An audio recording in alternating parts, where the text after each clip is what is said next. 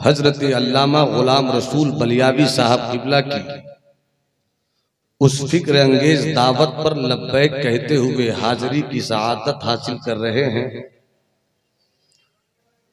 जो इस वक्त पूरे भारत की मिल्लत इस्लामिया की वो ताकत आवर आवाज बने बैठे हैं, जिनकी आवाज की धमक कश्मीर से कन्याकुमारी तक और मथुरा से लेकर मनाली तक गूंज रही है। मिल्लत को जगाना, बेदार करना, होशियार करना इस वक्त अगर पूरे भारत में किसी मर्द ने अपने जिम्मे लिया है तो वो है हजरत अल्लामा गुलाम रसूल बलियावी। क्यों ना हो, इनकी फिक्रो नजर के खमीर को जिस जात ने रोशनी दी है उसे हम रईसुल कलम कायदे अहले सुन्नत हजरत अल्लामा अरशदुल कादरी नव्वर अल्लाह मरकदहू व तुरबतहू के नाम से जानते हैं। यकीनन हजरत की गुफ्तगू होगी, बस थोड़ी सी बात मैं आपके गोश गुजार करूं, चूंकि हम उन लोगों में अपना नाम रखते हैं कि हर रोज सफर में रहते हैं और रात गुफ्तगू के हवालों से सरगर्म सफर रहते हैं। आम पब्लिक की बात छोड़िए, बेअमल मुफक्किरों की तादाद मौलवियों की सूरत में बहुत बढ़ गई है। क्या फायदा है? क्यों तहरीके बेदारी कॉन्फ्रेंस हो रही है? क्या कौम को इससे फायदा होगा? मैंने झूठी जमीन पर रेत से बनाई गई जन्नत में दाखिल होने वाले बेवकूफ मौलवियों से कहा, आप ये बतला दीजिए कि नुकसान क्या है। अगर अहले स्टेज सुन सकते हो तो सुनकर मेरी बात को तायीद में लें। हुजूर गाजी मिल्लत का पागलपन सलामत रखे रहे। अल्लामा सैफुल्लाह अलीमी के जुनून को हम दो दो हाथ उठाकर दुआ देते हैं। हुजूर गाजी मिल्लत की सरबराही में दौड़ते हुए इस कारवाने शौक के उड़ते हुए गर्द गुबार को हम अपनी कामयाबियों का ताज समझते हैं। मगर जो लोग ये कह रहे हैं मौलवियों की सूरत में, मैं उनसे खास तौर पर गुफ्तगू कर रहा हूं। आप ये तो पूछते हैं कि फायदा क्या है, मैं सिर्फ ये पूछता हूं आप ये बताइए नुकसान क्या है।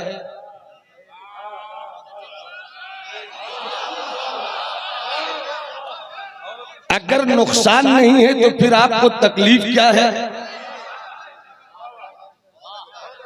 इसका मतलब यह हुआ कि आप तहरीके बेदारी से परेशान नहीं हैं, अल्लामा गुलाम रसूल बलियावी की उस फिक्र से परेशान हैं जिस फिक्र के दरख्त के साये में कौम की मुस्तकबिल के पेड़ लगाए।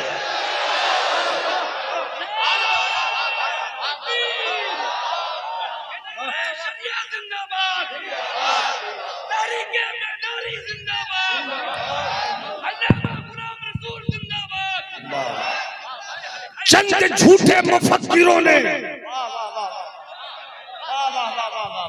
लफ्जों की गलियारों में झूठा ताजमहल बनाने का सपना सजोकर सोचा कि कामयाबियों के मुमताज को उतार देंगे। मगर तुझे मालूम नहीं कि बलियावी के मिशन का रिश्ता ताजमहल और लाल किला से नहीं मिलता है, मदीने वाले मुस्तफा के गुंबद खतरा से मिलता है। नारे तकबीर, दोनों हाथों को उठाकर नारे रिसालत, उलमाए अहले सुन्नत, तहरीके बेदारी, तहरीके बेदारी, हुजूर गाज़ी मिल्लत। अरे हाथ उठाकर कहो तहरीके बेदारी।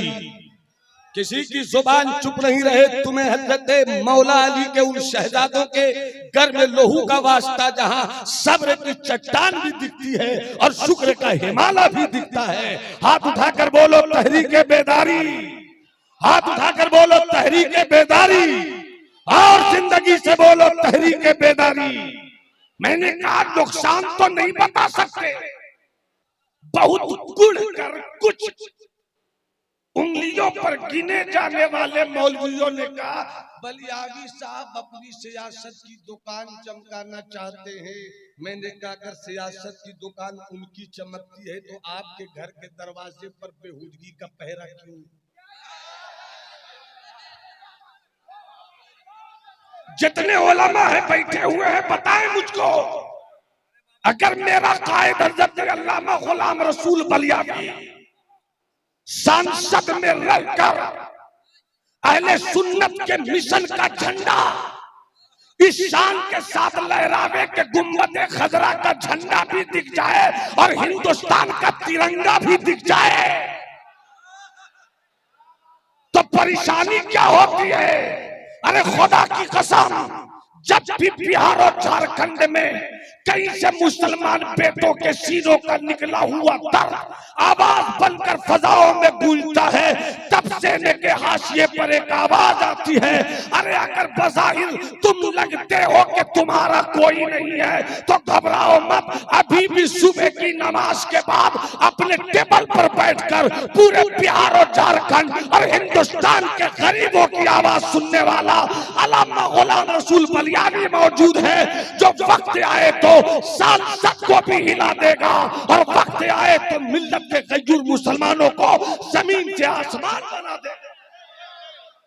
नारे तकबीर, नारे रिसालत, अल्लामा गुलाम रसूल बलियावी साहब, नारे तकबीर, नारे रिसालत। और मौलवी साहब, अगर आपको ये तकलीफ है कि बलियावी साहब सियासत में क्यों है, तो आज जो हिंदुस्तान की आजाद फजा में सांस ले रहे हैं, ये 1857 से 1947 तक तन के गोरों मन के कालों अंग्रेजों के पंजे जुल्म इस्तिब्दाद में सिसकता रहा। तुम्हारे परदादा तो गुलाम हिंदुस्तान में थे।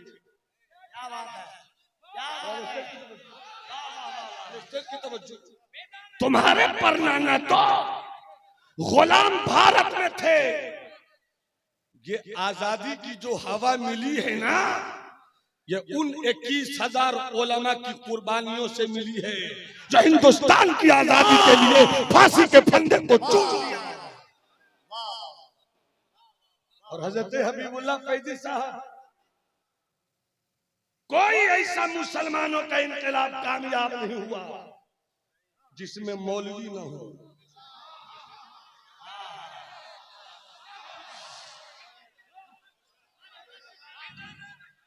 कयादत मौलवियों ने की है, लीडरशिप मौलवियों ने की है।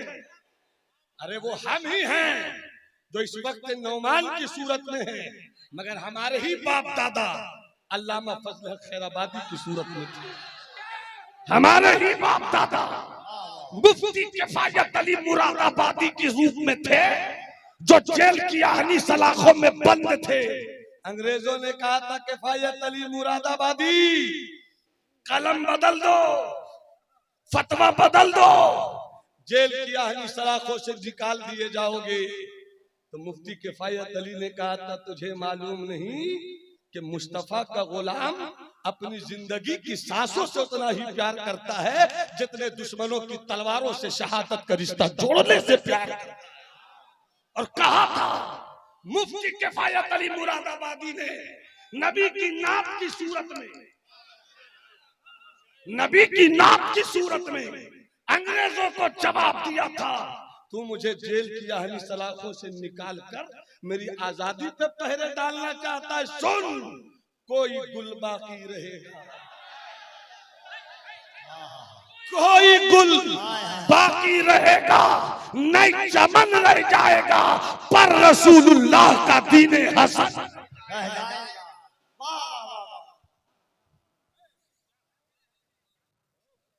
और इनकलाब चाहिए इल्म हासिल करो।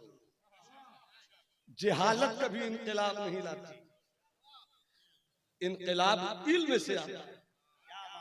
और जब इल्म आएगा तो तुम्हें मालूम होगा कि सियासत की हिस्सादारी किसे कहते हैं। और जब सियासत की हिस्सादारी लोगे तब तुम्हारे मारने का प्लान जो संसद में बनाया जा रहा है, जब तुम्हारी हिस्सादारी होगी तब खड़े होकर कहोगे सुनिए, सियासत आपके बाप की जागीर नहीं है, मदीने वाले मुस्तफा उमर का सिखाया हुआ तेवर है। इसलिए अब बलियावी साहब की सूरत में सिर्फ मौलवी नहीं, एक एक घर का बच्चा पढ़ेगा, इल्म हासिल करेगा, और इल्म हासिल कर लेने के बाद सियासत की गुत्थियों को समझेगा। इसलिए कि जिस कौम में सियासत नहीं है, 10 महल का 10 मंजिला मकान बनाकर कामयाब नहीं हो सकते। रहो झोपड़ी में मगर बच्चों को इल्म दो। और ये जो आज पूरी दुनिया की नजर फलस्तीन के उन जियालों की तरफ पड़ी है ना, दुनिया समझ रही थी कि चंद घंटों में बर्बाद कर दिए जाएंगे, मगर हर दिन का सूरज निकलता है ये कहता हुआ देख निहत्थे किस तरह जीते हैं, ये मुसलमानों की तारीफ बोलती है। और डूबता हुआ चार सूरज कहता है देख हम तो डूब रहे हैं, मगर मेरे डूबे हुए सूरज की सुर्खी देखकर समझ लो कि वो निकलते हुए सूरज की चमक में फलस्तीन के जवान बेटों की जिंदगी की रानाई दिखती है। और जब सूरज डूबता है और सुर्खी नजर आती है तो उस सुर्खी में कनीज़ान फातिमा के खून का असर दिखता है। इसलिए इस्लाम के बेटों, बुखारी हम पढ़ते हैं, मुस्लिम शरीफ हम पढ़ते हैं, तिरमिजी शरीफ हम पढ़ते हैं, नसई शरीफ हम पढ़ते हैं, मुअत्ता इमाम मोहम्मद हम पढ़ते हैं, हिदाया हम पढ़ते हैं, सिराजी हम पढ़ते हैं। और आप कहिएगा मौलवियों को सियासत नहीं आती। भाई साहब, हम ठीका पट्टा की सियासत नहीं करना चाहते, हम कौम की कामयाबी की सियासत करना चाहते हैं। और इसलिए ये जुनूने इश्क चल पड़ा है, ये जुनूने इश्क चल पड़ा है कि अब हम उस कौम से रिश्ता रखने वाले हैं जो करते भी हैं तो कामयाब होते हैं, जीते भी हैं तो कामयाब होते हैं। मैं सिर्फ एक शेर कहकर अपनी बात खत्म करना चाहता हूँ, 2 शेर के साथ। ये सल्तनत मुगलिया के आखिरी ताजदार बहादुर शाह जफर ने कहा था कि खून टपकेगा हमारा, खून टपकेगा हमारा, देखना अहले वतन, जश्न आजादी के गेसू जब संवारे जाएंगे। खून टपकेगा हमारा, देखना अहले वतन, जश्न आजादी के गेसू जब सवारे जाएंगे। और हम नए सर लेके पहुंचेंगे वहीं अहले वतन जब पूरा फांसियों से जब पुराने सर उतारे।